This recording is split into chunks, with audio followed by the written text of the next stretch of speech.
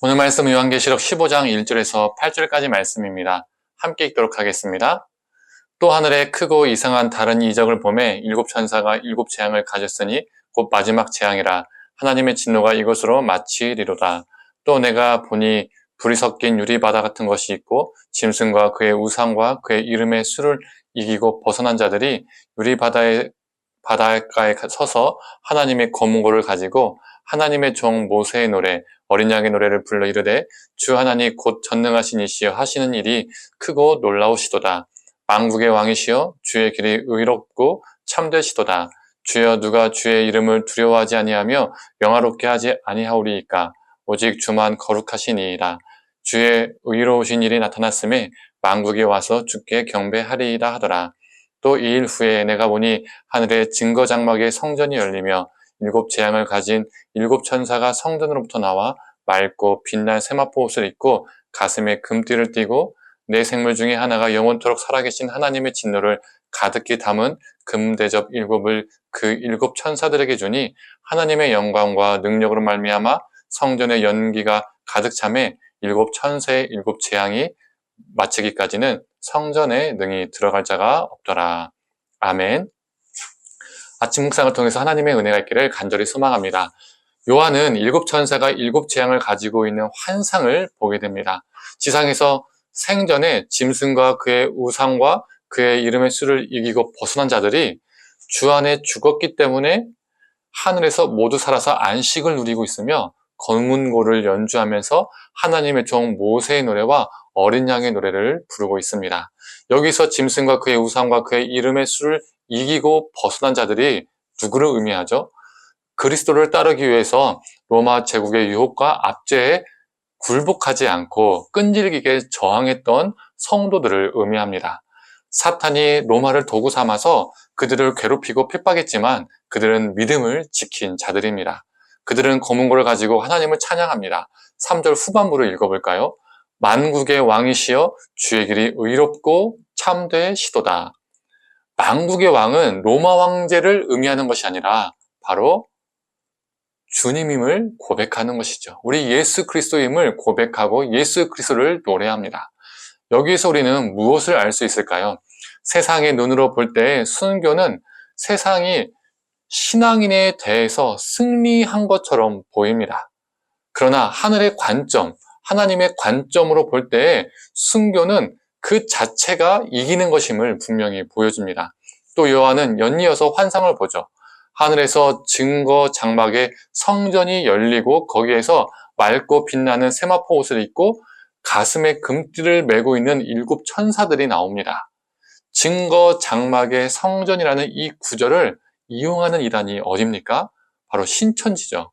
신천지는 이 구절을 가지고 자신들의 교회 이름을 신천지 예수교 증거 장막 성전이라고 부릅니다. 그러면서 자신들의 교회가 성경에 미리 기록된 이름이라고 주장합니다. 이 말도 안 되는 주장이죠. 여기에서 증거는 모세가 시내산에서 가져온 언약의 돌판 10계명을 의미하고 더 넓게는 율법을 의미합니다. 그리고 장막은 광야에서 이스라엘이 만들었던 성막을 가리키죠. 즉, 이 하늘의 성전은 땅의 성전에 대한 대응물입니다. 이 성전이 열리면서 일곱 재앙을 가진 일곱 천사가 성전으로부터 나옵니다. 네 생물 중에 하나가 하나님의 진노가 가득 담긴 금대접을 그 일곱 천사들에게 하나씩 나눠줍니다. 이 일곱 천사가 받은 금대접은 어떤 금대접입니까? 5장에 나오는 금대접입니다. 5장을 보면 성도들의 기도가 이 금대접에 담겨져 있었죠.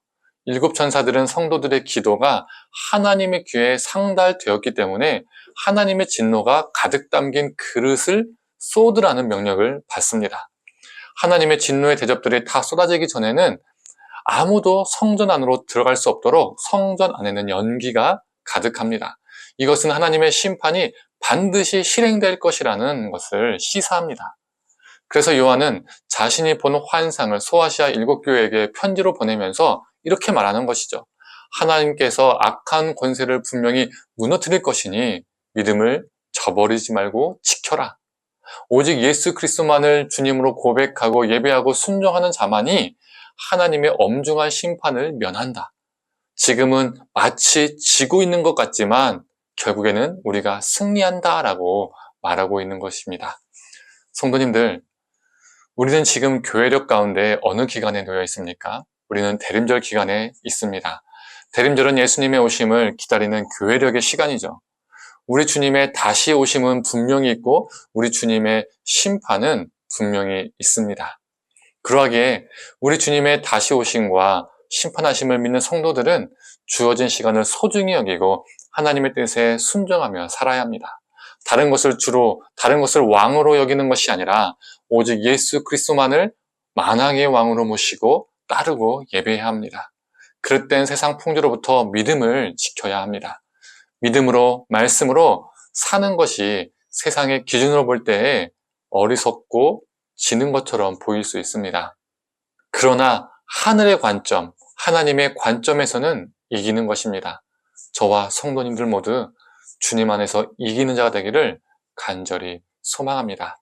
함께 기도하겠습니다.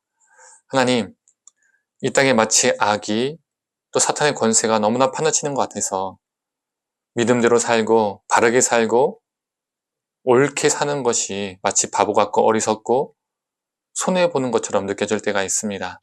하지만 그 악한 권세는 하나님의 심판 때에 무너지고 사라진다는 것을 우리가 기억하며 오직 주님의 말씀을 붙잡고 이 땅 가운데 살 때에 거룩하고 신실하게 살아갈 수 있도록 우리를 붙들어 주시옵소서. 그래서 끝내는 결국에는 하나님께서 주시는 승리를 맛보는 이기는 자들이 되게 하여 주시옵소서. 감사드리며 사랑에 만나신 예수님의 이름으로 기도드립니다. 아멘.